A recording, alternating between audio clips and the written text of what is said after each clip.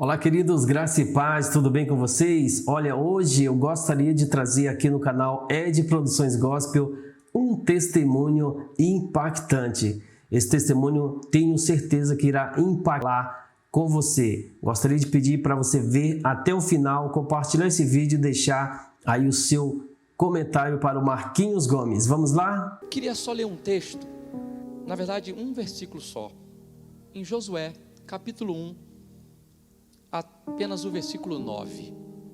Vocês vão entender porque é o pano de fundo para o que Deus ministrou ao meu coração nesse primeiro culto de família. Eu já quero declarar que esse culto vai ser um divisor de águas na vida de muitas pessoas, não só hoje. Eu quero declarar que essa igreja, nos cultos de quinta-feira, prepare-se, esse culto da família vai ser um porto seguro para a gente que está desesperado. Eu quero declarar que a maior recuperação de família que já aconteceu aqui nesse lugar vai acontecer a partir desse culto de família. Eu quero declarar isso, eu estou declarando como profeta de Deus para a tua vida. E olha, eu vou falar uma coisa para você, acredite se quiser, Deus fala algumas coisas comigo. E Deus conversou comigo sobre hoje. Eu sei que Deus vai fazer grandes coisas aqui. Amém. Não só hoje, hoje é só o start. Você vai sair daqui armado e perigoso contra Satanás. E você vai sair daqui com a certeza de que não há nada no campo do impossível e no campo do inimaginável para o teu Deus. Eu quero dizer que a tua família vai ser exemplo para muitas famílias e eles procurarão o Senhor por causa da tua família. Eu quero declarar que no colégio, gente que nunca quis Jesus vai querer Jesus por causa do teu comportamento, o comportamento dos teus filhos.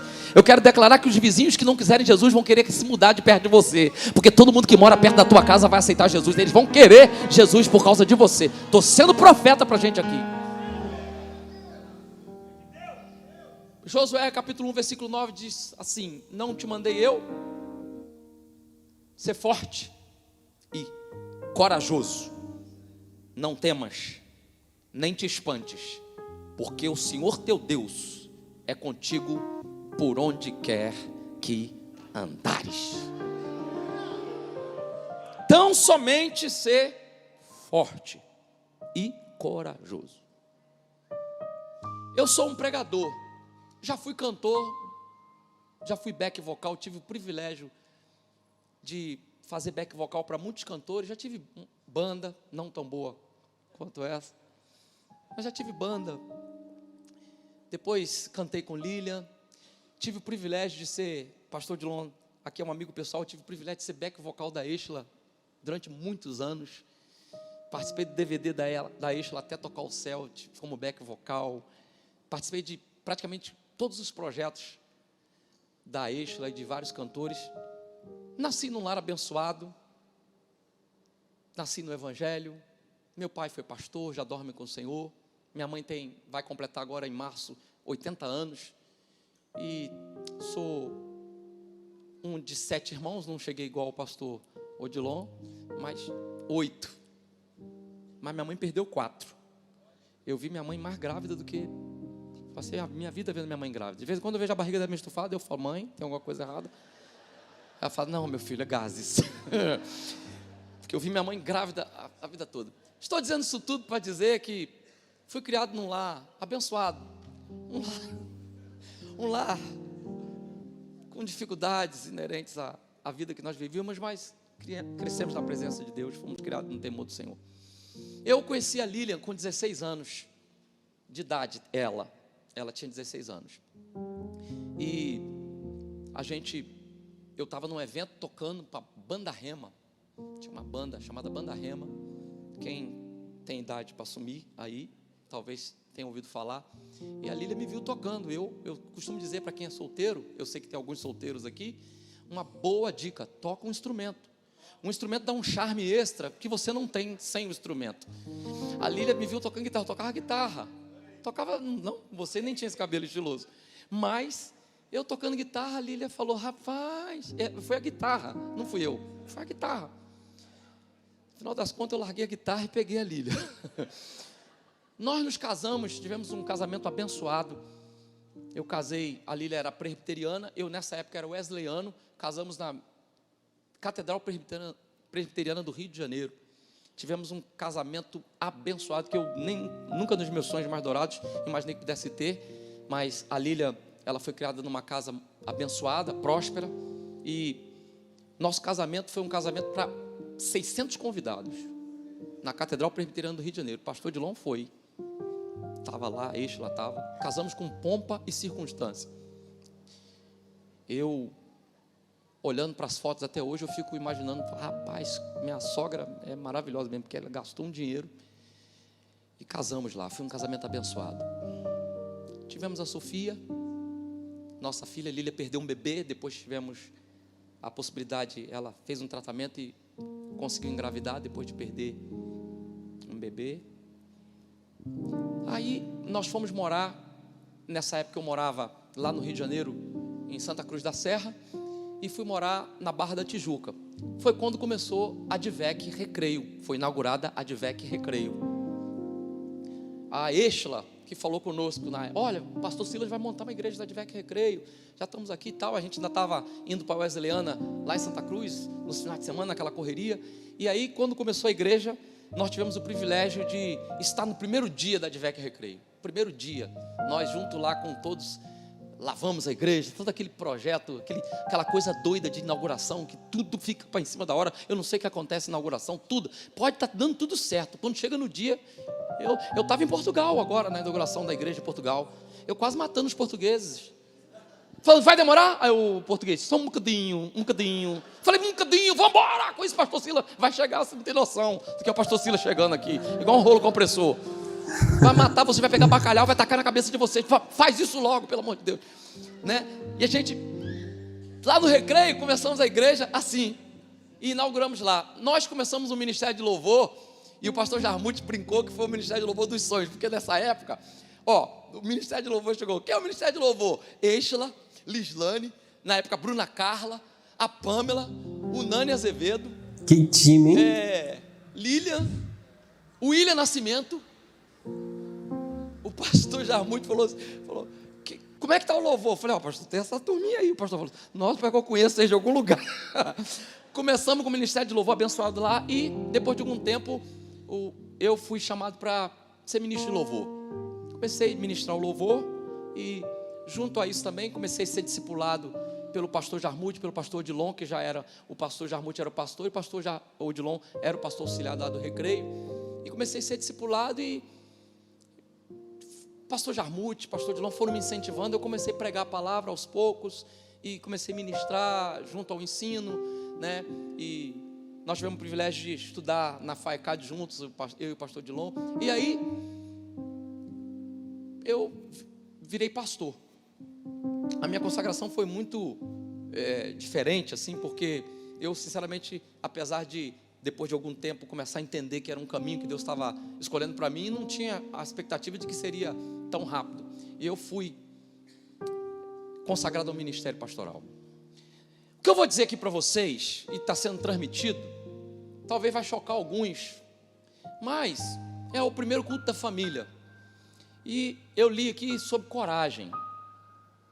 Eu preciso falar com vocês umas coisas aqui que eu considero que sejam importantes, ou para te proteger, ou para te confortar, ou para te confrontar. Mas no final de tudo, queridos, o nome do Senhor vai ser glorificado. Eu sou um pregador, e como pregador eu prego a palavra.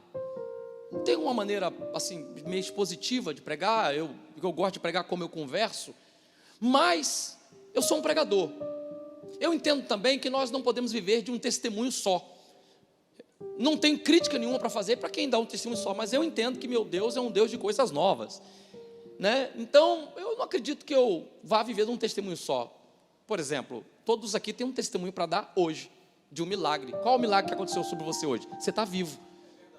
Cada dia que se repete é um milagre novo. Tem gente que ontem dormiu e falou até amanhã e não acordou hoje. A Bíblia vai dizer que as misericórdias do Senhor são a causa de nós não sermos consumidos, porque suas misericórdias não têm fim, elas se renovam a cada manhã. Milagre. Então Deus tem muitos milagres para fazer na nossa vida e tem feito. Mas eu quero falar, já que nós estamos falando de família, de um milagre que Deus fez na minha vida, na minha família.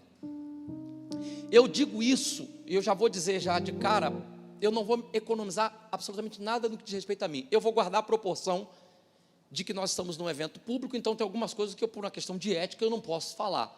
Quem vai conseguir pescar? Quem não conseguir pescar é porque não está na idade de pegar peixe ainda. Então fica quieto aí, fica tranquilo. Disse para vocês que eu casei, tive um casamento abençoado. Disse para vocês o começo da minha trajetória como ministro de louvor, como cantor. Eu só preciso dizer uma coisa para vocês que é muito constrangedora, mas infelizmente eu tenho que dizer. Eu já pesquisei pastor Dilon. O pastor Dilon é filho do pastor José Santos, que foi o fundador da nossa igreja.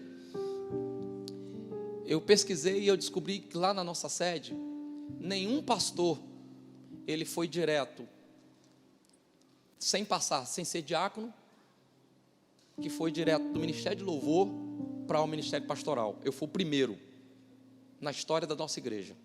Até então, quando o pastor Silas veio, acabou o presbitério, a gente tinha até os diáconos, obreiros. Lógico que eu aprendi todas essas coisas, fiz o curso do CDM lá da igreja, mas eu não fui diácono, só fui ministro de louvor. Eu me lembro que na consagração, no dia da minha consagração, me chamaram para uma reunião de ministério lá, e o pastor Silas falou assim: olha, todos que eu vou consagrar aqui são pastores que vão dirigir igrejas, só um que eu vou consagrar inicialmente, porque Deus mandou, e eu não consagro ninguém, eu só reconheço a unção que está sobre a vida de alguém. O pastor Silas falou. E eu fui consagrado, comecei a prova, aquela prova, nome limpo, todas essas coisas. O pastor falou em outubro, e em janeiro eu fui consagrado pastor. Em março eu estava disciplinado por adultério. Eu entrei para a história também da Penha. Eu fui o primeiro pastor que fui consagrado em janeiro. E 2 meses, não tem, já pesquisei, não tem ninguém que conseguiu essa proeza. Fui consagrado em janeiro, em março. Aí você vai perguntar, a gente tem que correr com o tempo, você vai perguntar, o que aconteceu? Eu não tenho outra definição, me perdoe, os mais clássicos. Eu endemoniei. Não tem outra explicação. Agora, foi culpa de Satanás? Não, ele só foi diabo. Diabo é diabo. Olha o que Tiago vai dizer: ninguém sendo tentado, diga, por Deus fui tentado, porque Deus a ninguém tenta. Não vai citar o diabo aí não. Cada um é tentado pela sua própria concupiscência. Tradução, inclinação. A concupiscência gera o pecado. Onde primeiro? Aqui. Que uma vez consumado, aqui, gera morte. Então o processo, pastor, como que aconteceu isso? Simples. Parei de orar, comecei a ler a Bíblia só para pregar. Sabe aquelas mensagens que você fica, vai virar, isso aqui vai virar. Isso aqui, cara, isso aqui com o tom certo, com a dose certa. Foi culpa do pastor Silas? Claro que não. O pastor se enganou? Não, você vai entender que não. Foi o quê? Foi o que abriu uma porta para Satanás. E Satanás, ele não precisa nem de uma porta, ele precisa só de uma fenda. Ele não respeita protocolos, ele não é educado. O Espírito Santo sim. Jesus sim, Satanás não. Ele só precisa que você abra uma fenda. E eu abri. Caí em adultério. Deixa eu piorar mais um pouco aqui. Porque se eu falar adultério, parece que é uma coisa isolada, um ato, um acidentezinho, cair. Não, vou botar no plural, adultérios. Adultérios. Vou botar no plural porque eu não vou me refrescar aqui não estou preocupado com isso. Pastor, isso foi culpa de quem? Porque a psicologia vai dizer que todo divórcio, 50% é culpa de cada um, dos cônjuges. As contas da Lília, ela paga com Deus. Eu não tenho absolutamente nada para dizer contra a Lília, porque não tem nada que justifique uma traição. Não tem nada que justifique. Se alguém te roubou, você vai virar assaltante? Se alguém matou alguém da sua família, você vai virar um criminoso? Não vai, não justifica. Aí, o que aconteceu? Eu descobri que eu era famoso. Porque você não se iluda, você não sabe o quanto você é famoso até você cair. Porque Satanás não deixa só você cair, ele te expõe. E às vezes Deus permite que você seja exposto, porque se você não for exposto, você não toma vergonha na cara, não se alinha, não se apruma. Então Deus pega do limão e faz uma limonada. Caí. Tenho que dizer para vocês que foi com mulher, porque me ligaram. na ocasião. Rapaz, o que aconteceu? Eu falei, é verdade, mas foi com mulher ou foi com homem? Porque hoje em dia está difícil. Eu ainda tive que explicar isso. Tive que explicar, estou falando sério. Hoje a gente ri, vocês estão rindo, que não foi vocês. Eu falei, não, foi com mulher. Por que eu não cito? Eu já dei esse testemunho algumas vezes. Por que eu não cito o nome de pessoa? Porque Deus dá chance para todo mundo de recomeçar. Eu não estou interessado em falar de ninguém, só cito minha esposa que está aqui presente e estou me citando. Caí. Quando caí, foi uma coisa. Tem umas coisas que só acontecem comigo. O pastor Silas estabeleceu um jejum de 21 dias na nossa igreja. Aí, eu com a mente completamente cauterizada, totalmente louco, de pedra. Nessa situação de adultério, comecei um jejum com a Lília. Quando terminou o jejum, e o pastor falou, coloca o que você quiser nesse jejum. Eu fui orar, eu fiquei pedindo para Deus abençoar a minha vida, para Deus me guardar, para Deus abençoar. E a Lília falou pela minha família. Quando nós terminamos o 21º de jejum, a Lília me chamou e falou assim, vamos agora entregar o jejum. Falei, vamos entregar o jejum. A Lília foi, demos as mãos, oramos. A Lília já tinha descoberto o adultério. Só que a Lília tinha me poupado. Por quê? Porque eu comecei a chantagear a Lília. Como que eu chantageei? Como todo mundo chantageia. Eu vivia do ministério, eu trabalhava para a igreja. Comecei, Lília, pelo amor de Deus, quando a Lília descobriu, que a Lília descobriu primeiro assim, ela botou um telefone para gravar no carro. Cuidado vocês, homens, para fazer besteira, ó. Telefone. Botou um telefone para gravar. Eu cheguei com aquela cara de santo. Não, de jeito nenhum. Ela me mostrou a gravação. Falei, é eu falando aí mesmo. Sou eu falando. Mas aí a Lília sofreu, tomou aquele baque, mas guardou e ficou tentando administrar a situação, difícil para ela. E eu falando, se você falar, ela pensou inicialmente logo falar com o pastor. Eu falei, não, se você falar, eu estou perdido, vai ser uma vergonha. E aí, olha só, aí ela ficou nesse conflito. Só que quando acabou o jejum, Deus revestiu a Lília de uma coragem. Quando terminamos o jejum, falamos assim, amém. A Lília falou, eu vou bem falar com o pastor. Eu falei, não fala não. Falou, vou falar. Inclusive já até liguei para ele ontem e marquei reunião hoje. Vou falar com ele. Aí já não era pastor Jarmuth, já era pastor Christian. Aí chamou o pastor Christian chegou e falou assim com a gente, isso aqui não é bom para mim, eu não vou administrar isso aqui não, eu vou chamar o pastor Silas. Aí eu me desesperei completamente. Aí fui disciplinado, mas não teve muita, porque o pastor só me tirou do altar, eu fiquei sentado na frente. Alguns começaram a perguntar o que aconteceu, ninguém falou muito, a igreja sendo discreta.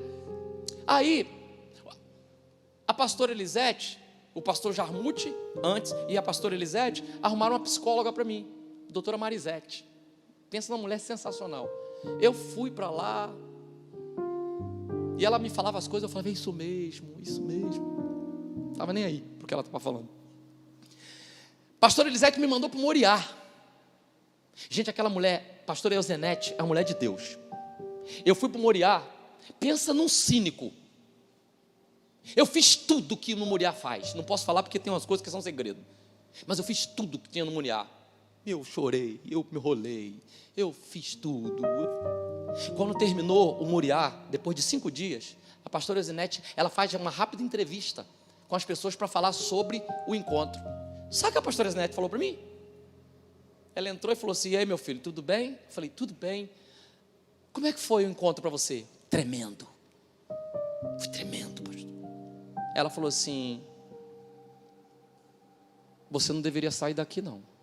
Eu falei, por quê? Ela falou assim, porque você não me engana.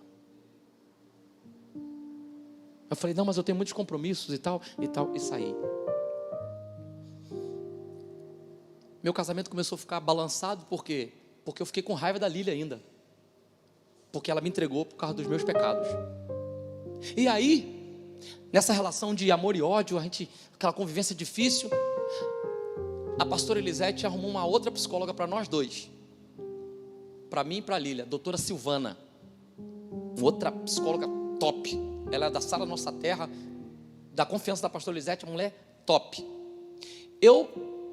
Eu sou um pouquinho inteligente, meu QI é um pouquinho. Eu consegui fazer a psicóloga ficar contra a Lília. Nas nossas sessões, Eu consegui fazer a Lília ficar na defensiva, até o momento da psicóloga falar: ô Lília, mas você tem que rever. Mas eu consegui reverter. Diabólico isso. Não era Deus que estava me inspirando, não era o Espírito Santo. Eu não posso dizer isso. Estou no altar de Deus. Satanás, ele dá mecanismos naquilo que lhe interessa, mas não se iluda. O objetivo dele é te matar. E aí eu fui enganando. Só que, como o Espírito Santo, ele também trabalha, e a Lília estava com uma cobertura de gente boa, a pastora Elisete, a Eichla, o pessoal da igreja ali que começou a conversar com a Lília. Aí sabe o que a Lília fez? Um belo dia, na reunião, eu estava com tudo, tá? Com a psicóloga. A Lília chegou e falou assim: Marquinhos, olha só, você tem a última oportunidade hoje, porque o que aconteceu? A moça foi para o exterior, mas eu continuei, até por raiva, e também tem um misto de raiva, de chantagem, uma série de coisas que permeiam a um relacionamento. Eu não posso entrar em detalhes aqui, é uma coisa para um encontro de casais fechado, não tem problema de falar numa próxima vez. Eu mantive uma comunicação, e aí a soma da comunicação com tudo que estava acontecendo fez com que a Lília me desmascarasse de vez. Eu fui para uma das reuniões, a Lília estava particularmente com um semblante pesado, e eu me lembro como se fosse hoje, que ela parou na casa do Nani, falou: eu tenho que pegar um negócio na casa do Nani. Aí subiu lá no Nani, depois fomos para a doutora Silvana. Chegamos lá, a doutora Silvana e a Lília falaram assim: Marquinhos, você tem a oportunidade hoje de falar tudo que você fez, de arrumar a tua vida, de confessar, para que você se limpe, para que você se livre, para que você caminhe para um novo tempo. Aí sabe o que eu falei? Falei: não tem mais nada para falar, já falei tudo, estou cansado de ser acusado.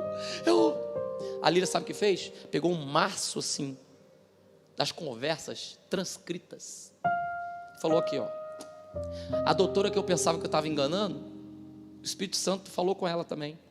Ela, a doutora, pagou para a Lília, porque a Lília não estava com cartão na hora e tal, ela deu a Lília, comprou um cartão, um programa espião, aquele programa que varre todas as suas coisas na internet. Uma boa coisa, programa espião.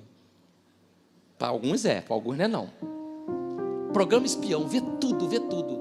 A Lília estava com tudo transcrito, tudo que eu botei de e-mail, tudo quanto é conversa de Skype, tudo estava transcrito. A Lília chegou e falou: foi você que disse essas palavras? Eu fui me reconhecendo em cada uma delas. A Lília disse: Marquinhos, esse casamento acabou. Eu já tinha sido disciplinado, mas já estava quase voltando. Aí eu fui disciplinado pela segunda vez. A primeira vez o pastor Silas foi bem paternal, só que da segunda vez ele não quis nem conversar comigo.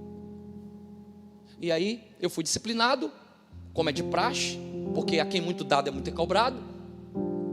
Continuei aos trancos e barrancos, mas chegou uma hora que a Lília não aguentou mais e falou: Marquinhos, vai embora, porque eu não aguento mais ver sua cara. E a Lília me mandou embora de casa. Eu me lembro que na Erlavec, no ano que a gente separou, foi um bombaço. Meu telefone tocou, parecia até que eu era um popstar.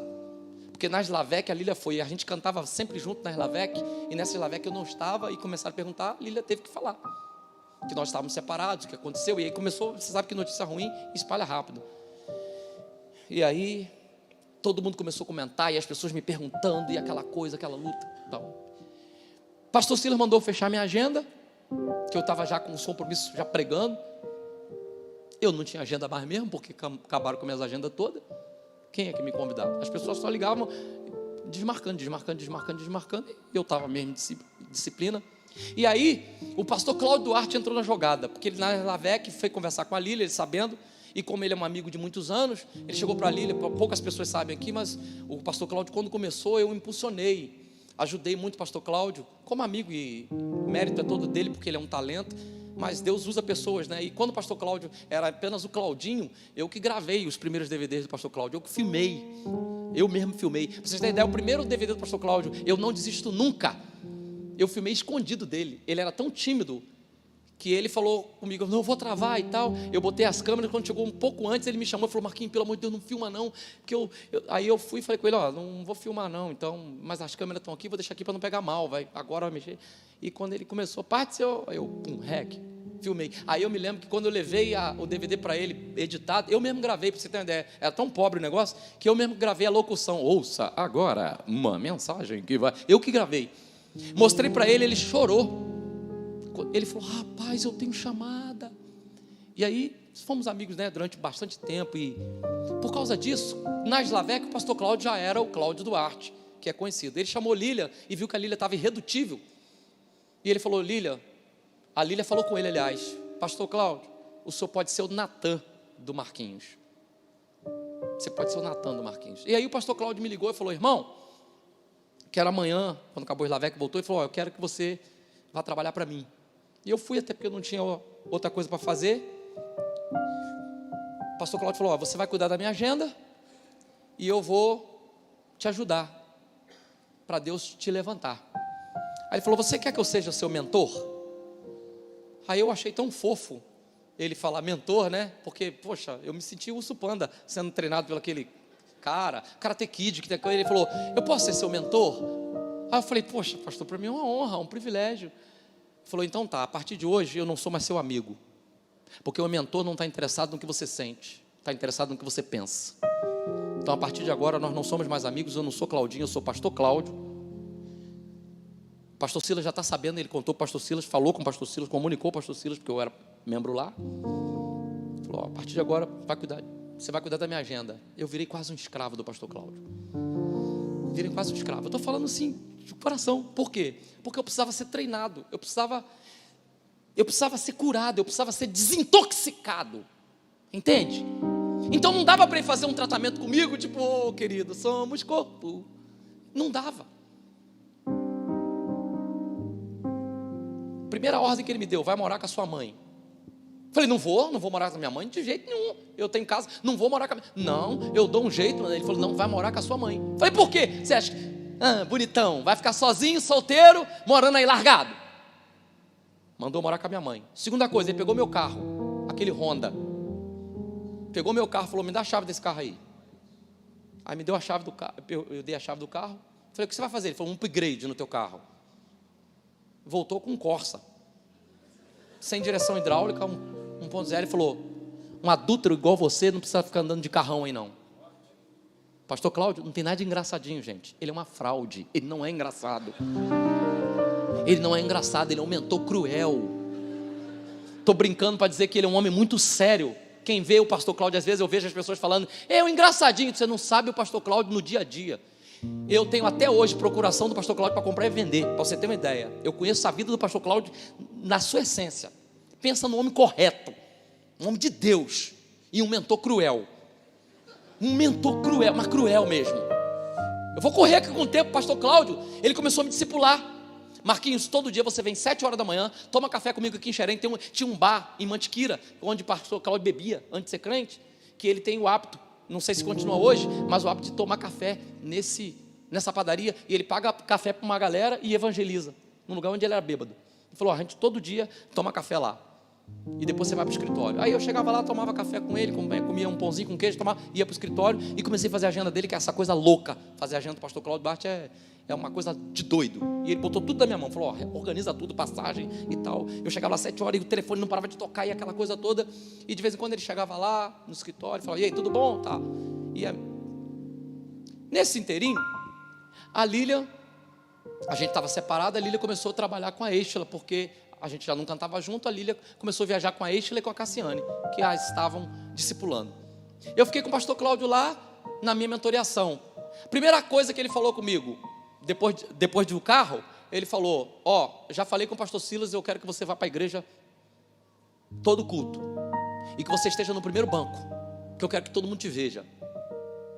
Gente, o nosso pastor é um pastor de família, pastor Silas. Pastor Silas bate em adultério, mas com força. Gente, vocês não têm noção do que é você ir para Penha. Era o templo antigo, não era o novo não. Você não tem noção do que é para o templo antigo lá.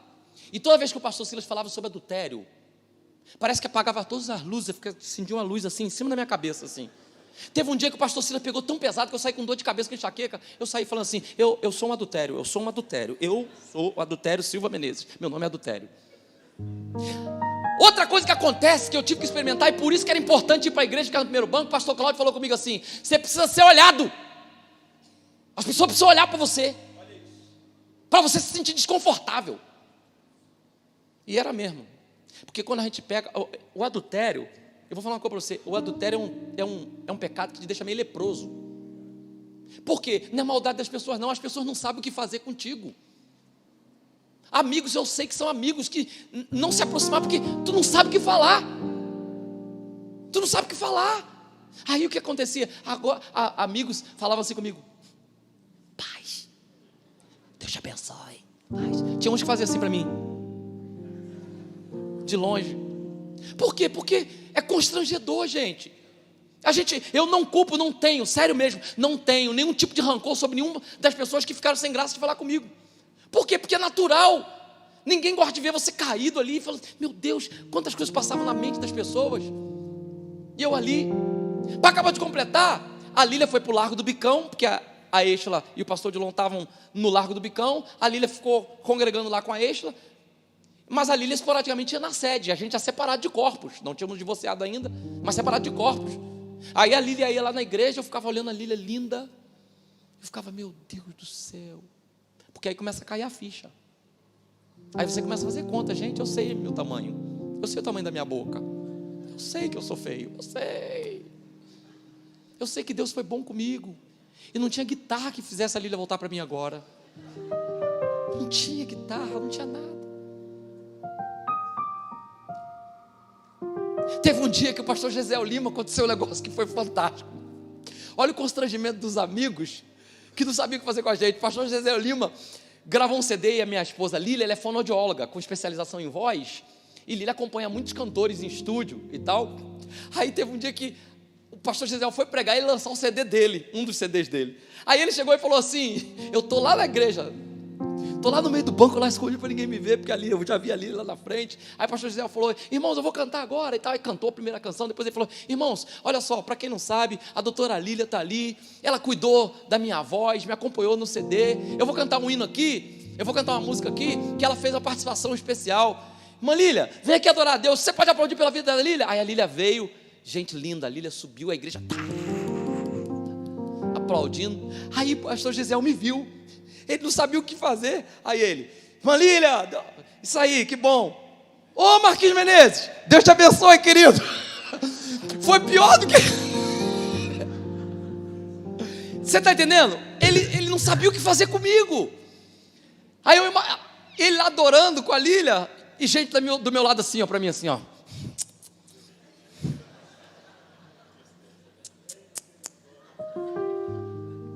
Permanecer é importante. Eu li aqui sobre coragem. Todo dia que eu ia para a igreja é um exercício de coragem. Estou falando de mim, estou falando um pouco da Lília, porque deixa eu te falar, a Lília, ela fez o possível e o impossível para que eu me aprumasse. A Lília me mandou embora. Quando a gente fala assim, me mandou embora, quem manda embora parece que é cruel. Não. Ela chegou no ponto que falou: esse cara precisa ser tratado com Deus, o cara é louco. Porque eu usava todas aquelas coisas que eu usava: sou homem de Deus, hein? Fala assim comigo não. Aí eu fui sendo tratado. Estou correndo com o tempo aqui. No meio do tratamento tinha umas coisas engraçadas com o pastor Cláudio. Teve um dia que eu cheguei tão arrasado lá no escritório. Por quê? Porque eu comecei um relacionamento muito difícil com a Lília por causa da Sofia. Gente, o que uma separação provoca num filho? A tragédia que é para uma criança. Eu e Lília em batalhas, porque a Lília não tinha interesse nenhum que eu ficasse perto da Sofia, ou seja, ela não fazia por maldade, ela só não queria parar a vida dela por causa de mim. Então, se ela tinha que sair com a Sofia, ela saía com a Sofia, e eu ficava naquela luta. Minha sogra que me amava, eu falei do meu casamento, minha sogra ficou muito chateada, meu sogro tinha falecido, abre e fecha aspas, minha sogra casou com a Lília,